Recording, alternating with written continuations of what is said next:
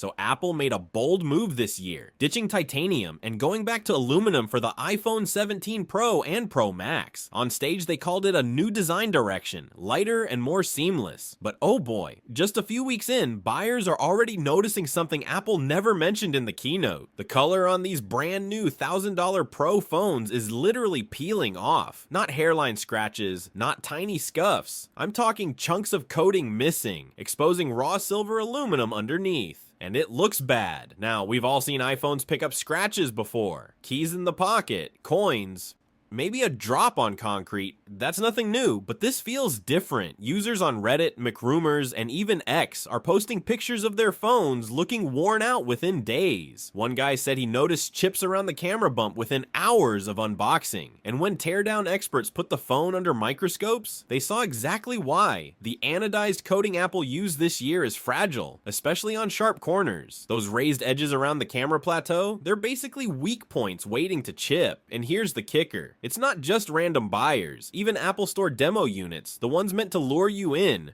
are showing scuffs and wear on the darker finishes. Imagine walking into a store, picking up a $1,000 Pro iPhone, and it already looks secondhand. That's not a good look for Apple's so-called premium design. So why is this happening? Let's rewind. Last year, Apple hyped titanium as if it was the holy grail of phone materials. Tougher, lighter, scratch-resistant. People loved it, but this year, they quietly switched back to aluminum. Sure, aluminum is cheaper and easier to shape, but it's also softer. To make it pro-worthy, Apple anodized it with a color coating. And here's the problem. When you take soft aluminum, add a thin layer of coating, then carve it into sharp corners. You've basically created stress points where the finish just flakes off. Once it does, you're left with shiny silver metal peeking through. On black or dark blue models, it stands out like a sore thumb. Now, to be fair, this doesn't affect performance. Your iPhone isn't going to stop working because of a chipped corner. But let's be real, if you're spending over $1,100 on a Pro Max, you don't expect it to look beat up after a couple weeks. And good luck with resale value if your phone already looks scratched to pieces when it's barely out of the box. On the frustrating part, Apple hasn't said a word about it. No acknowledgement, no fix, nothing. And when Apple goes silent, people get suspicious. Did they cut corners to save weight? Was this a cost decision? Or did they simply not test the durability thoroughly enough?